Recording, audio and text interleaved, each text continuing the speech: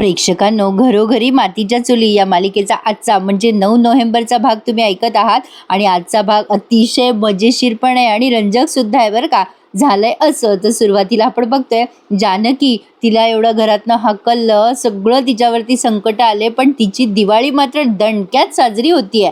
आकाश दिवे लावण्यात येत आहेत, जानकीच्या दाराशी रोषणाई झाली आहे. पण इकडे बघा, रणदिवेच्या घरामध्ये सगळा आमदार या ऐश्वर्या फोनवर ऑर्डर देतीये फराळाची. ऐश्वर्या दुकानदाराशी बोलत असे फोनवर, मला दिवाळीच्या फराळाची ऑर्डर द्यायची आहे. 2 किलो बेसनाचे लाडू, 2 किलो चकल्या, 1 किलो शंकरपाळे. आजीबाई बाजूलाच बसलेल्या आहेत बरं का, ऐकतायत सगळं. आता ऐश्वर्याला तिकडनं उत्तर येतं की फराळ संपलाय. ऐश्वर्या म्हणते, असा कसा फराळ संपला? दिवाळी आहे ना, हे बघा, हवं तर जास्ती पैसे घ्या, डबल का ट्रिपल पैसे घ्या, पण फराळ द्या मला. अहो, असं कसं म्हणताय फराळ नाहीये म्हणून? काय फालतू दुकान आहे हो तुमचं. एक काम करा, सुतळी बॉम्ब लावा आणि तुमचं दुकान उडवून टाका. आजीबाई तिथे बसून कानाकोणा करताय आणि म्हणे फराळ नाहीये. आता बघा प्रेक्षकांनो, ही ऐश्वर्या खूप वैतागलेली असते. आता ती तन उडत असते. आजी अजून तिला तिखट मीठ लावून बोलतात. आजी म्हणतात, काय ग गुंडे? ऐश्वर्या डोक्याला हात लावून उभी असते. अरे देवा, आता काय करू मी या फराळाचं? आजीबाई म्हणतात, 10,000च्या लवंगी फटाक्यासारखी ताड ताड उडतेस गुंडे, दुसऱ्याला काय उपदेश करतेस? सुतळी बॉम्ब टाकून दुकान फोडून द्या म्हणे. तिकडनंही नकारच आला वाटतं तुला. ऐश्वर्या म्हणते, काय करू मी तरी? सगळे मूर्ख माझ्याच राशीला आहे. आजीबाई म्हणतात, दुसरे नाही, तूच मूर्ख आहेस. ऐश्वर्या म्हणते, आजी काय बोलताय तुम्ही? आजी म्हणतात, अगं मूर्ख नाही तर काय म्हणू तुला? दिवाळीच्या आधी फराळाची ऑर्डर देतेस? अगं असल्या गोष्टी हातोहात खपतात. कधी बाहेर पडलीस का? माहितीये का तुला बाहेर काय असतं काय नाही, फराळ काय असतो ते? आता ही ऐश्वर्या शान मारत म्हणते, अहो आजी, मी सयाजी विखेरावांची मुलगी आहे. आमच्याकडे असं फराळ बिराळ आम्ही बनवत नाही, आमच्याकडे सगळं घरपोच येतो. आणि मी कशाला शिकू तो फराळ बिराळ? ते फराळ करायला मी काय जानकी आहे? आजीबाई म्हणतात, हेच हेच चुकतं तुझं गुंडे. अगं फराळाची तजबीज कर बाहेरून. अगं नाहीतर सुमित्राला वाटेल माझी जानकी असती तर ती असं कधीच झालं नसतं. कशाला सांगून बसलीस मी फराळ करेल म्हणून? ऐश्वर्या म्हणते, हो आजी, उगाचच निगेटिव्ह बोलू नका हो. हे असं काही होणार नाहीये. मी असताना आईंना जानकीची आठवण कधीच होणार नाहीये. मी बघते फराळाचं काय जुगाड करायचा ना, तो मी करते. माझं मी बघेन. तुम्ही टेन्शन घेऊ नका. आता या आजीबाई विचारतात तिला, काय करणार आहेस ऐश्वर्या तू? ऐश्वर्या म्हणते, ऐश्वर्या सांगत नसते, मी करून दाखवत असते. ऐश्वर्या तुम्हाला करून दाखवणार. आता आजीबाई तिची ऍक्टिंग छान करतात प्रेक्षकांनो. ही मालिका फारच मजेशीर आहे. मला वाटलं नव्हतं, म्हणजे सुरुवातीला या आजींची ऍक्टिंग मला आवडायचीच, पण ऐश्वर्याची ऍक्टिंग तर भारीच कमाल दाखवली आज त्यांनी. आता आजीबाई ऐश्वर्या गेल्यानंतर तिची ऍक्टिंग करतात आणि म्हणतात, हिचं आपलं नेहमीचा एकच डायलॉग असतो, हिला एवढंच बोलता येतं, मी आपलं करून दाखवते. ऐश्वर्या सगळं सांगत नसते, ती फक्त करत असते. आता बघाच मी काय करते ते. एवढं बोलते आणि बाकी काही करत नाही. पण देवा, काही होऊ दे, माझ्या तोंडामध्ये 5-25 बेसनाचे लाडू जाऊ दे फक्त, म्हणजे झालं. आजीबाईंना शुगर आहे ना. आजीबाई म्हणतात, काय करते ही गुंडी कोणाच ठाऊ. पण आता इकडे आली बाबा जानकीच्या घरी दिवाळी. आता यांनी ते दिवाळीचं अख्खं गाणं लावलंय प्रेक्षकांनो, आणि त्या गाण्यामध्ये ऋषिकेश आणि जानकीचा रोमांस विथ फराळ दाखवलेला आहे. म्हणजे आता ही जानकी आणि ऋषिकेश दोघं जण मिळून मस्त फराळ करतात. पाहिलं का प्रेक्षकांनो? त्यांना दोघांना बिचाऱ्यांना जॉईंट फॅमिलीमध्ये जे जमलं नाही ते एकांतात जमतंय. म्हणजे दोघं मिळून प्रेमाने फराळ बनवतायत ते. हा फराळ अगदी डबल ट्रिपल चवदार असणार आहे प्रेक्षकांनो. कारण ऋषिकेशने अतिशय प्रेमाने जानकीला मदत केलेली आहे फराळ करण्यामध्ये. लाडू काय केले बाई दोघांनी, करंजा केल्या, चकली केली. ऋषिकेश लाडू बनवतोय आणि आता खूप आनंद व्यक्त करतोय की त्याला गोल गुटुंब लाडू जमला, आणि जानकी त्याचं लाड करतीये. ओवी येते आणि या फराळासोबत सेल्फी काढते. पाहिलं का प्रेक्षकांनो? आता हा सीन ना तुम्ही अजिबात स्किप करू नका. ऐश्वर्याची फजिती पहा आता डिटेलमध्ये. ऐश्वर्याने काय केलंय, त्या बेसनाच्या पिठामध्ये तूप न टाकता ते कोरडं भाजलंय आणि आता त्याचे ती लाडू बनवते. आता ते कसे वळले जाणार? ती वैतागून जाते, कारण ते लाडू वळताना ते पीठ सगळं फुटून जात असतं. आणि आता एकीकडे कढईत काय ठेवलंय कोणाच ठाऊक, ते जळतंय. एकीकडे ते पीठ झालंय. आता ती बडबड बघा भारी करते ऐश्वर्या. आता रडायचीच बाकी आहे प्रेक्षकांनो. आता ते लाडू काही तिला जमेना, शेवटी ती बडबड करत असते, अरे यार हे काय सगळं. वा वा ऐश्वर्या, करा करा. कोणी सांगितलं होतं फराळ करते मी म्हणून सांगायला? कशाला तोंड मारलं कमिटमेंट करून फराळ बनवते म्हणे? नाही, घरात ना सगळ्यात हुशार तो रणदिवेंचा तो अँटिक पीस आहे, तो डिनर सेट. माझी इम्पॉर्टंट केस आहे, मी चालले मुंबईला, आता येईल मेली आयता फराळ खायला बसायला आणि पुन्हा आल्या आल्या नावं ठेवेल माझ्या फराळाला. करंज्या थोड्या भुसभुशीत झाल्या ना, लाडू कसे थोडे फिक्के झाले ना, चकली जरा काटेरीच झालेली नाहीये. मायफूट, काय करू मी या डिनर सेटचं? आता ही अवंतिकाबद्दल बोलतीये प्रेक्षकांना, कळलं ना तुम्हाला? म्हणजे हिला फराळ करावा लागतोय आणि अवंतिका आयती येऊन फराळ गिळणार आहे. याचं दुःख हिला जास्ती आहे. जावांची मजा येत असेल नाही, मला तर काही नाहीये बाबा जाऊ, पण ज्या एकत्र राहत असतील त्या मस्त कामाची वाट बघत असतील ना एकमेकींच्या. भारी दाखवली कडे ही मालिका. आता ही ऐश्वर्या विचार करते, तरीच ही मागच्या वेळेला आली आणि माझ्या चपात्यांना नावं ठेवून गेली. चपात्या गोलच नाहीये, नकाशेच दिसताय. ऐश्वर्या तू मूर्ख आहेस, खरंच तू मूर्ख आहेस. तू कधी पाणी गरम करायला किचनमध्ये पाय ठेवला नाही आणि आता काय तर म्हणे फराळ फराळ बनवतेस तू. कर कर फराळ कर. कसं करू मी हे सगळं? अरे देवा, ऐश्वर्याची ती फजिती बघायला मजा आली आहे, पण फारच कारस्थानी बाई आहे बाबा ही, काही शांत बसत नाही. एवढं तिला सहन करावं लागतंय. पण आता माझा असा अंदाज आहे प्रेक्षकांनो, या गुलाबने फराळाचं आणून दिलंय, तुम्ही प्रोमोमध्ये पाहिलं. आता ही राहिलं त्या गुलाबला बाहेर काढणार आहे आणि आता सुमित्राबाईंची पहा फक्त सुरुवात आहे फजितीची. आता पहा पुढे पुढे काय काय घडतं यांच्या घरात, रामायण महाभारत. आता इकडे पहा, रोमॅन्टिक फराळ तयार झालाय, चकल्या बिकल्या सगळ्या तळून तयार आहेत जानकीच्या.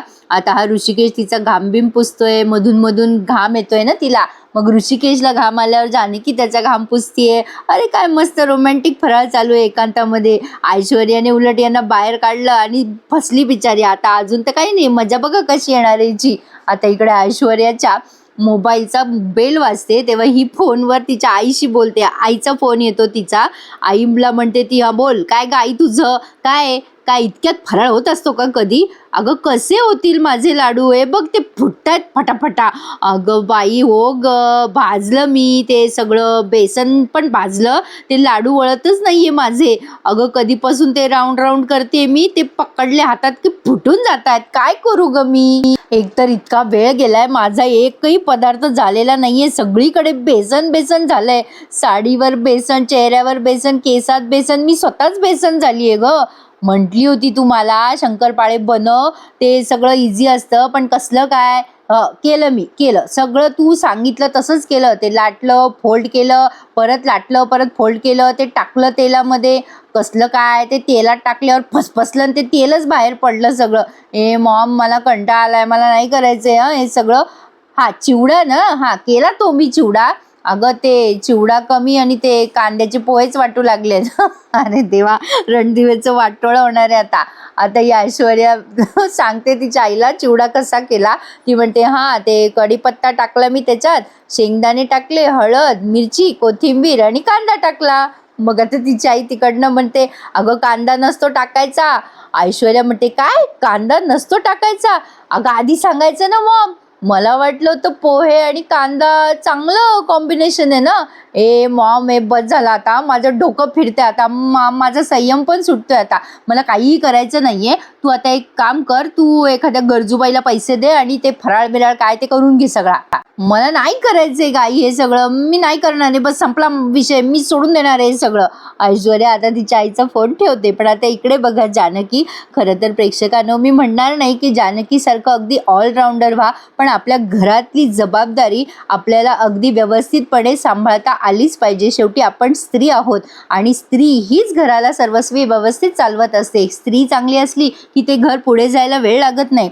हे एक माझं मत आहे तुम्हा सगळ्यांना. तर आता ह्या जानकीने गुलाबला ऋषिकेश झोपल्यानंतर फराळाची पिशवी दिली आहे. आता जानकी म्हणते, आशीर्वाद बंगल्यावर जाऊन फराळ द्या, हं सगळ्यांसाठी केलाय, नक्की द्या बरं का गुलाबदादा. आता गुलाबदादा म्हणतात, अहो वहिनी साहेब, तुमच्या हातचा फराळ आहे म्हटल्यावर सगळे अगदी मस्त खातील.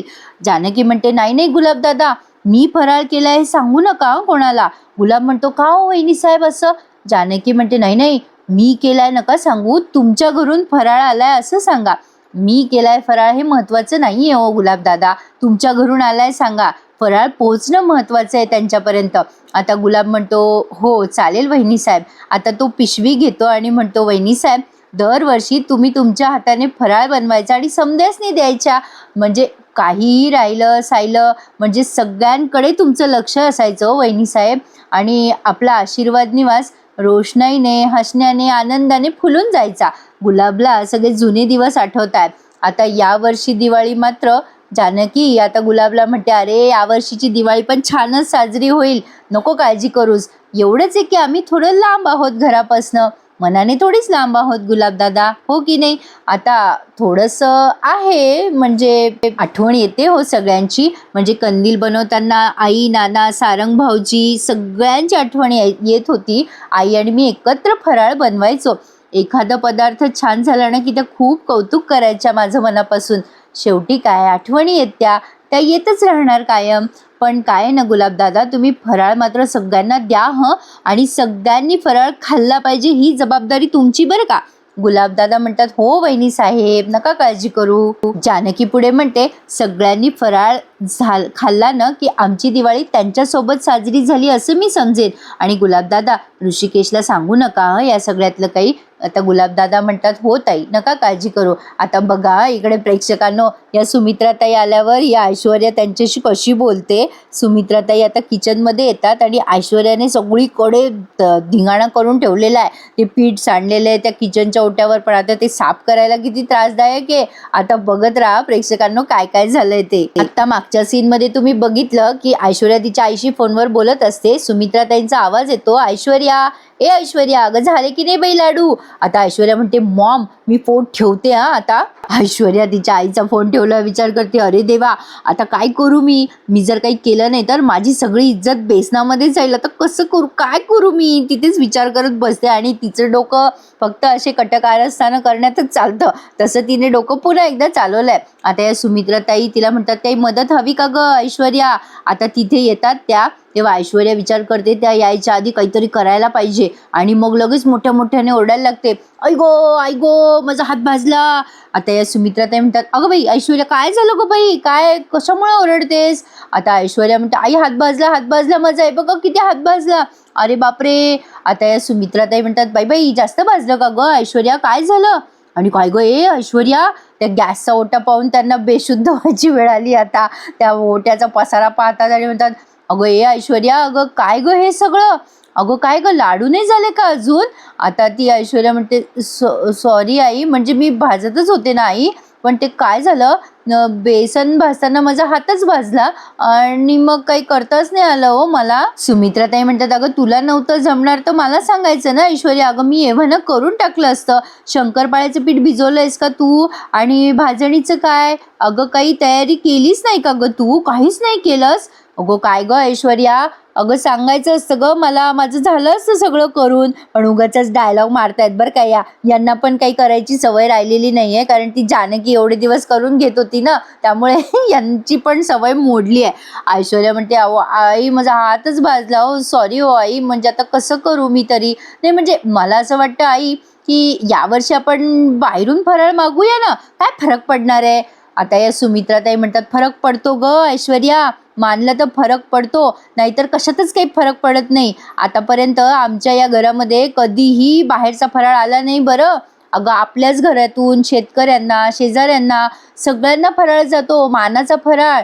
तुला सांगते बेसनाचे लाडू अगं म्हणजे स्पेशल कानवले तर तुला जमणारच नाही, लाडू वगैरे तर दूरचीच गोष्ट आहे. पाहिलं का प्रेक्षकांनो, त्या जानकीला बिचारीला एवढे दिवस राबवून घेतलं, त्याची शिक्षा आहे या सुमित्राबाईंना. बरंच झालं, असंच पाहिजे यांना. एक सिरियल म्हणून आपण डिस्कशन करतोय बरं का, जास्ती पर्सनली मनावर घेऊ नका. आपण इथल्या कॅरेक्टरबद्दल फक्त गमती जमती बोलत असतो. तर आता बघा प्रेक्षकांनो, हे येडं आलं बाबा सारंग. आता तो काय बोलतो बघा. आता ती ऐश्वर्या तिथेच उभी असते अशी मान खाली घालून.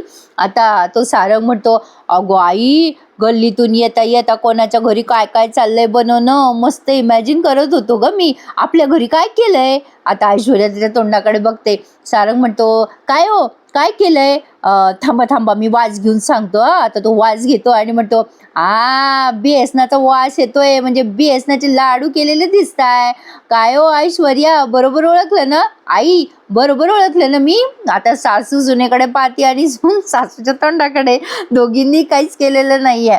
आता सारंग म्हणतो काय झालं हो ऐश्वर्या असं का बघताय? ऐश्वर्या म्हणते मी सगळं करतच होते मी सगळं भाजतच होते पण नेमकं काय झालं की आपण माझं ना हातच भाजला आता मग भाजलेल्या हाताने मला कसं फराळ करता येईल आता सारंग म्हणतो अरे बापरे हात भाजला बघू बघू आता ऐश्वर्या म्हणते आई गो लागलंय मला तिथे खूप अहो थांबा थांबा सारंग सारंग म्हणतो नाही नाही राहू द्या नको करा नाही राहू द्या तुम्ही नका करू हो अगं आई मी काय म्हणतो फराळ बाहेरून आणला तर चालणार नाही का?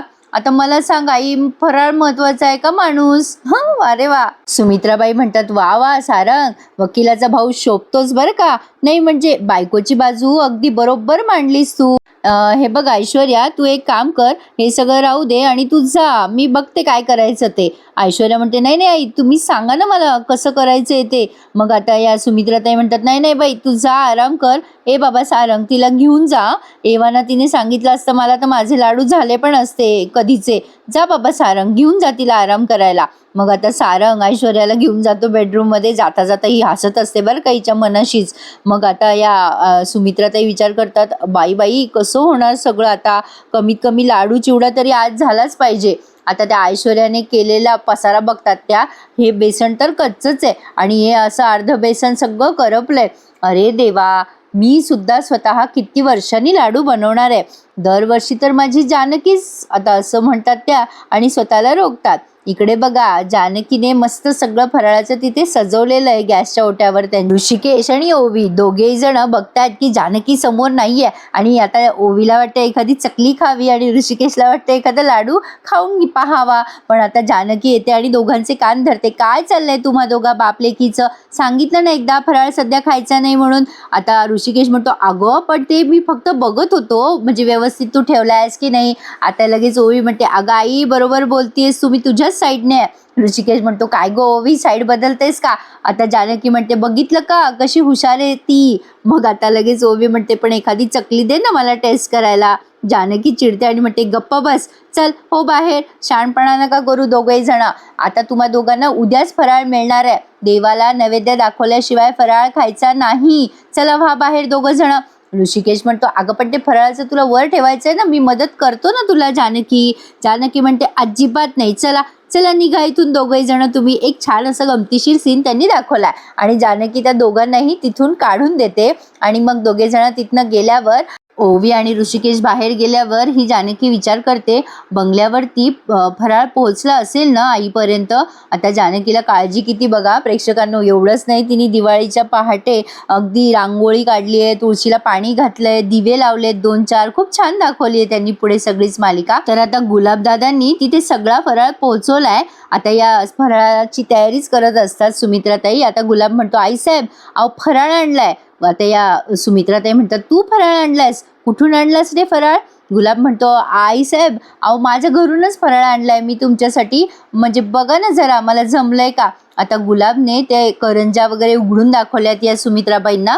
मग सुमित्राबाई म्हणतात काय रे गुलाब तू नेमकं आजच कसं काय फराळ आणलास रे? मग गुलाब म्हणतो अहो आई साहेब आजवर माझ्या घराने म्हणजे या घराने मला खूप काही दिलंय आणि तुम्ही पण मला पोरगा मानता की नाही. हा फराळ गोड मानून घ्या हा घ्या. आता गुलाबने अतिशय प्रेमाने जानकीनेच केलेला फराळ त्या सुमित्राताईंना दिला आणि म्हणतो कसा बघा ना नाही म्हणू नका आईसाहेब पण या गुलाबला त्याच्या प्रामाणिकपणाचं फळ फारच वाईट मिळणार आहे प्रेक्षकांनो असा माझा अंदाज आहे. बघूयात माझा अंदाज खरा ठरतो का. आता या सुमित्राताईंनी तो डब्बा घेतला खरी. आता गुलाबने तो डब्बा दिला आणि निघून. सुमित्राताई आता मनातल्या मनात विचार करतात आजवर या घरामध्ये फराळ झाला नाही असं कधी झालं नाही. आता गुलाबच्या घरचा फराळ देवाच्या समोर ठेवायची वेळ आली आहे या घरावर. अजून या घराला काय काय बघावं लागणार आहे देवासच ठाऊक. काय काय बदल होणारे देव जाणे. आता असा विचार करून त्यांच्या डोळ्यात आलंय पाणी. पण आता बघा प्रेक्षकांनो उद्याच्या भागात तुम्ही खूप छान बघणार आहात म्हणजे आता सोमवारीच दाखवतील ना हा भाग हे. आता या जानकीने दिवाळीच्या पहाटे पहाटे रांगोळी काढली आहे सुंदर अशी. आता या सुमित्राताई उठायच्या आत तिने हे सगळं केलंय आणि आता तुळशीजवळ दिवा लावलाय. सगळं काही अगदी सादर संगीत झालंय. सुमित्राताई हे सगळं बघतात आणि विचार करतात हे सगळं कोणी केलं असेल. आता हा म्हणजे ऋषिकेश विचारतो या जानकीला, कुठे गेली होतीस ग एवढ्या सकाळी सकाळी? मी उठायच्या आत बघितलं तर म्हणजे मी उठलो तेव्हा तू घरात नव्हतीस. आता जानकी त्याला काहीतरी सांगेलच, मंदिरात गेले होते वगैरे वगैरे. बघूयात पुढे काय काय घडतंय. पण जानकीने केलेले हे सगळे कामाचं श्रेय ऐश्वर्या फुकट घेणार हे मात्र नक्की आहे. ती स्वतः सांगेल की मी केलंय हे सगळं म्हणून वगैरे वगैरे. पण आजीबाईंनी 2-4 बेसनाचे लाडू गुट्टूम केलेत बरं का. आणि आता या सौमित्रच्या लक्षात येतं की हा फराळ जानकी वहिनीने दिलाय ना. आता गुलाब शांत बसतो आणि आता ऐश्वर्या तो फराळ खायच्या आतच अशी रागाने त्या गुलाबकडे बघते. म्हणून माझा असा अंदाज आहे बहुतेक ती गुलाबला कामावरनं काढून टाकेल आणि स्वतःच्या पायावर मोठा दगड मारून घेईल. काय वाटतं तुम्हाला प्रेक्षकांनो? मजा आली ना पण माझ्या आवाजात ही मालिका ऐकायला? मग एखादा लाईक करून टाका की, आणि आवडतच असेल जास्ती तर चॅनलही सबस्क्राईब करा. घरोघरी मातीच्या चुली या मालिकेचा डेली रिव्ह्यू ऐकण्यासाठी. तर कसा वाटला भाग मला कमेंट करून नक्की कळवा. धन्यवाद.